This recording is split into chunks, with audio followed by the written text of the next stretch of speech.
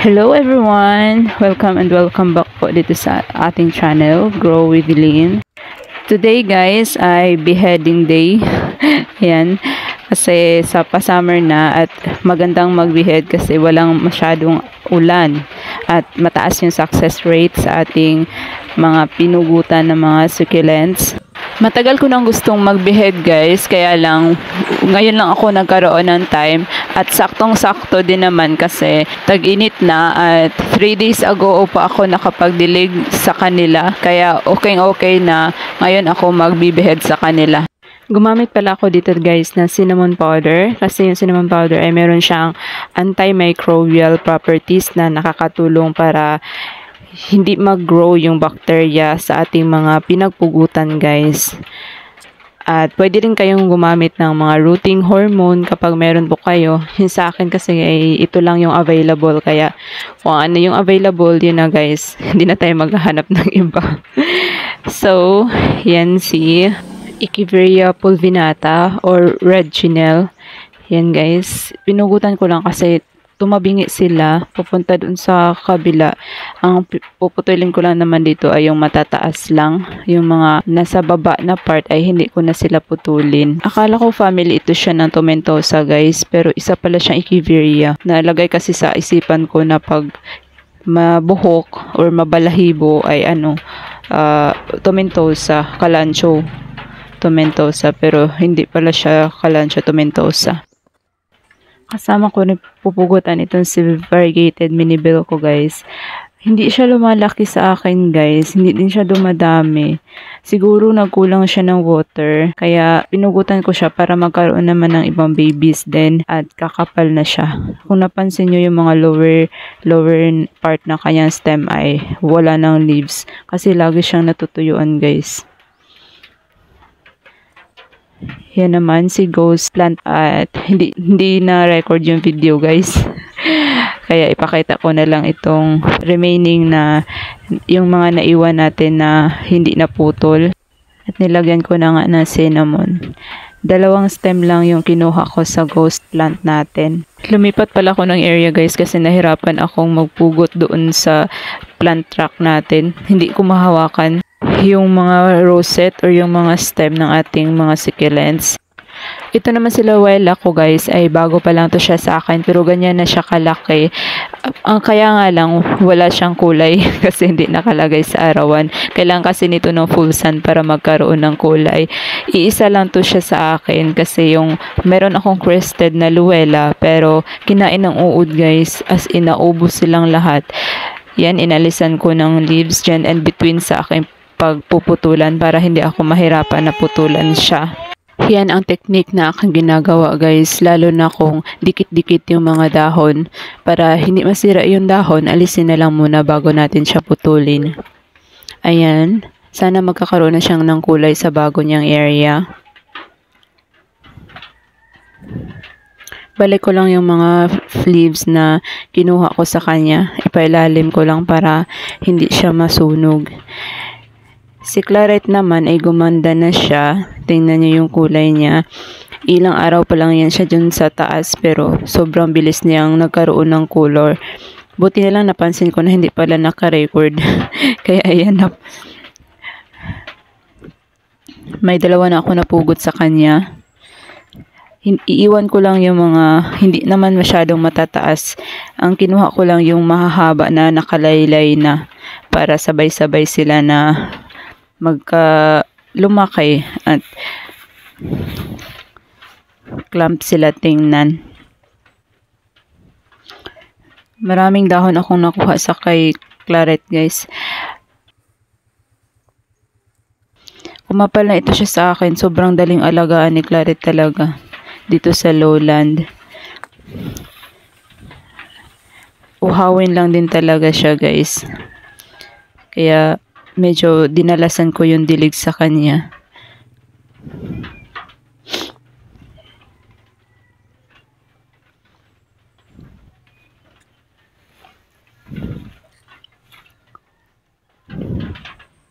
Meron akong napansin na stem niya na nag-dry rot guys. Kaya aalisin ko. Kaya pala nagkaroon siya ng maraming aerial roots kasi may nag-dry rot na malaking stem. Tapos yung mga stem na nakakabit doon ay nagsitaasan yung mga aerial roots. Ayan, naalis ko na. At dry na yung kanyang baba ng stem. Sinama ko na lang din doon sa ating mga pinagpugutan. Ito naman, matagal na din ito sa akin, guys. Puro left propa ko to, guys. Pinaghalo siya na crested flat moonstone at saka flat moonstone din yung iba. Nagko-color pink yan sila, guys, kapag masyadong stress. Ngayon, nagsisimula pa lang silang magkaka-pink. Kasi nilagay ko na doon sa bandang naaarawan. Sobrang kapal na nito. Hindi ko mabilang kung ilang stem ito. Basta left propa ito sila lahat. Hindi siya one stem. Galing ito sa maraming leaves. Nilagay ko dyan lahat. Ang aalisin ko lang dito ay itong crested moonstone. Kasi gusto ko na makuha yung parang fishtail na design niya. Design na itsura. Gusto ko yung ganun siya. Hindi ganyan na mahaba. Baby pa din kasi yan siya. Kaya wala pang masyadong, hindi pa nag-flat yung kanyang stem. Tatanggalin ko na rin yung kanyang mga leaves na tatamaan para ma-propagate. Sobrang bilis ko talagang mag-propagate nito, guys. Halos lahat successful lang kanyang leaves. Yan, medyo flat na siya. At sana mas lalo pang lumapad yung kanyang pagka-flat dyan, guys, kapag naitanim na natin siya sa kanyang sariling pot. Hindi ko pa sana pupugutan itong si Echeveria beltana ko, guys. Kasi meron na siyang 3 pops na tumubo dyan sa kanyang pinaka bottom ng kanyang stem. At ang ganda ng kulay niya, guys. Oh, tingnan nyo, nagkaka-stress na siya simula noong nilipat ko doon sa taas ng ating bagong plant truck. Yan. At sobrang taba niya, guys. Bago pa lang din. Kasabay ito nung natin, Luella. Yan, yung pups niya 3. Pero yung isa, hindi ko alam kung mabubuhay ba siya. Medyo namumutla kasi siya, guys. Yan. Pugutan ko na rin siya. Kasi gusto kong magsabay-sabay sila. Magkasing laki sila na magkasing tangkad. Yun. Masyado kasi siya mahaba at kapag hihintayin ko pang hahayaan ko na lumaki siya ay lalaylay na siya, samantalang yung ibang babies, mga anak niya ay maiksi pa. Yan, ang bigat niya, guys. Ang bigat-bigat ng kanyang rosette na yan. Sobrang laki niya talaga. Hindi ko akalain na lalaki siya ng ganyan. After kong i-air dry pala nito ay ibabalik ko lang din siya dyan sa kanyang pot kasi malaki naman ang pot na yan. Para mag-lash sila tingnan. Yan, ang lalaki ng dahon niya, guys. Mahirap siyang alisin. Kasi ang bilis niyang maputol. Kaya, ingat-ingat lang, guys. Ayan, ang ganda niya.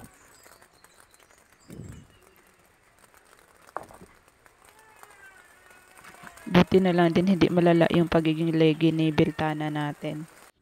Ang ating Sedum California Sunset. Nag-leggy siya, guys, kaya isama ko na siya sa mga pupugutan natin. Nagsisimula na rin kasi siya magkakaroon ng color doon sa bagong pinaglagyan ko sa kanya. At pupugutan ko kasi leggy at saka gusto ko din na magkakasabay-sabay yan sila na lumaki. Kasama yung kanyang mga babies. Iisang stock lang siya nung nabili ko. Tapos dito na lumaki yung babies na yan sa akin. Nawala nga yung color pero unti-unti na rin namang bumalik. Siguro hindi ganoon ka ganda ng kulay doon sa Benguet pero okay na rin yung kanyang stress color dito sa lowland. Ayan. Medyo marami-rami na rin yung mga leaves na ipopropagate ko para mabilis natin silang maparami.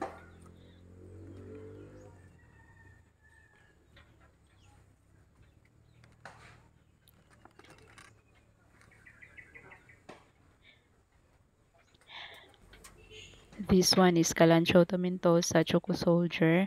Meron siyang aerial roots guys. At gusto kong kumapal siya kaya isama ko na rin siya ng pugot. At medyo tumabingi kaya nilagyan ko lang ng rock para mag-straight siya. Gusto ko siyang tumaba din kaya after nito, mga after 3 days, maglagay ako sa kanya ng pataba. Kasi hindi ko siya nasama nung nag-fertilize ako sa ibang plants. Yan. Kalbo na siya guys. Alisin ko lang yung kanya mga dahon sa baba para ma-propagate na rin natin.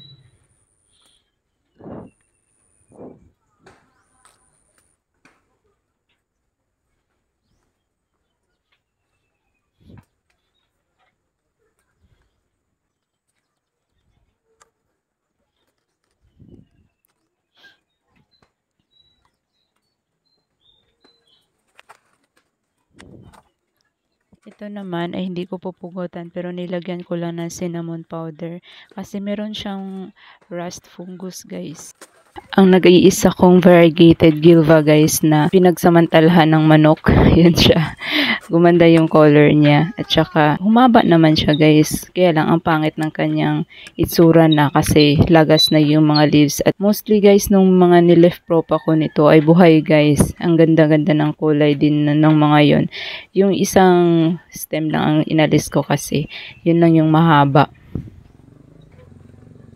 Next naman natin ay si Sedum Firestorm. Hindi ko talaga in-expect guys na hindi mawawala yung kanyang stress color dito sa area ko guys. Medyo pumutla nga lang pero konti lang siya guys. Hindi nawawala yung redness na dyan sa gilid niya. Which is gustong gusto ko sa Firestorm. Ayan. Medyo hirap kasi ako magpa-color ng Firestorm ng mga Sedum Adolphi kasi magkakapatid lang yan sila guys, 'di ba? Hirap ako magpakulay sa kanila guys. Pero ito siya hindi nagbago yung kulay niya. Naputol pala yung kanyang ibang mga tips diyan guys. O tinanim ko na rin, binalik ko lang diyan sa gilid kasi nung nag-ayos nga dito sa ating garden, yan naputol siya. Pero buhay naman yung kanyang top cut. Nag-stress pa nga lalo yung kanyang mga leaves dries diyan oh. Finally, ay mabehead na rin natin itong Purple Delight natin guys na nakalaylay na sa sobrang bigat guys. Ayan, hindi na siya kinaya nung pot natin. At medyo nagbe-bend na yung kanyang stem kasi naghahanap na ng araw. Yan, putulin na lang natin. Natapunan pala siya ng ano guys, ink ng pentel pen kasi naglalaro yung anak ko dito. Yan, hindi ko na malayan. Natapunan na ng ink yung ating Purple Delight. Ayan siya nakatabingi na siya guys. Hinahanap na niya yung araw. Babalik din naman yan sa pa-upright kapag naarawan na. Naitanim na natin sa kanyang pot. Sobrang bilis talagang dumami ng ano guys. Purple Delight siya. Yung isang stem din guys ay tumabingi na rin. Hindi na upright yung kanyang tubo. Medyo natagalan kasi natin ng pugot ito. Pero okay lang yan. At least buhay sila.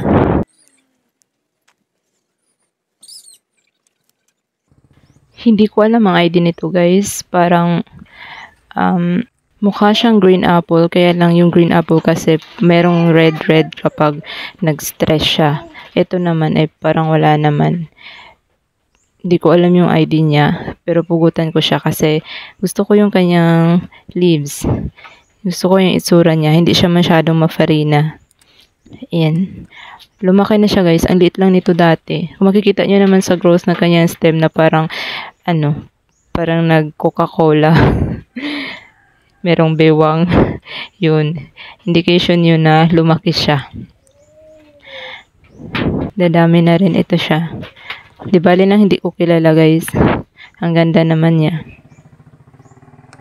Si Keveria Beyonce Rainbow na dati tatatlo lang yung dahon pero yan ngayon medyo kumapal na at saka meron na rin siyang mga bump. Ibihead ko na siya para magkakaroon naman siya ng babies. At saka para lumaki yung kanyang stem guys kasi tingnan nyo yan ang payat. Payatot siya at saka ang haba ng leeg. Gaganda na yan siya. Kapag nabihead na natin at maitanim natin sa ibabalik ko pala dito siya ng tanim guys after niya magkalus. Kasi ang laki naman ng pot na yan tapos walang laman. Hindi pa naman din nagbibigay agad ng babies yung bottom part na yan. Parang hindi talaga nauubusan ng mga dry leaves itong blue cloud natin, guys. Andyan, ang dami na naman. Kakatanggal ko lang nito. Palagi siyang meron dry leaves. Hindi ko alam kung kinulang siya ng water or yung soil mix ba niya ay sobrang dry na. Wala naman sira yung stem niya, guys. Healthy naman. Ewan ko na lang sa roots. Pero wala naman ako nakita milibag sa taas. Kaya siguro ay kinulang lang talaga siya ng water. At sobrang matuyo ng kanyang soil. Ayan, naputol na nga siya. Hindi ko offered, guys, na masira yung kanyang farina. Kaya kumuha ako ng supot. Balot ko yung kamay ko para hindi ako mahirapan na tanggalin yung kanyang mga bottom leaves. Para hindi tayo mahirapan na itanim siya. Kasi nakatingnan nyo yan, naka-bent down yung kanyang mga lower leaves. Mostly sa mga blue cloud ay ganyan talaga yung lower leaves niya, naka-bent down. Yan, ang dami kong nakuha dyan, guys, na mga leaves. Kasi hinabol ko yung naka-bent down. Gusto kong alisin para pag itanim natin siya ay hindi na siya masyadong, hindi tayo mahirapan na ilagay sa soil. And the last one na ibihead natin ay itong variegated PVN. Diba sabi ko na ibihead ko siya kapag may time na ako. Kaya ayan, putol na. Meron siya mga dark spots din sa ilalim. Hindi ko alam kung bakit. Yan siya. Sana lumaki siya at sana magkakaroon ng babies yung bottom part natin para dumami siya. At yun lang lahat, guys, ang naputol natin. Ang gagawin ko dito sa mga top cut ay hindi ko sila ilalagay sa shaded area kasi ayokong mawala yung kanilang mga stress colors. Mabilis lang naman din silang magkalos, guys, kapag binilagay mo sila sa hindi shaded area din. Actually, kinaumagahan nito, kalos na to sila eh. Tingnan nyo yung beltana natin. Ang laki-laki talaga niya ng rosette. That's all for today's video, guys. Please don't forget to hit like, comment, and share sa video natin. Sa mga hindi nakapag-subscribe, ay paki-subscribe na rin po. Maraming salamat din sa mga nakasubaybay sa ating mga videos. And that was it, guys. Bye-bye for now. Thank you.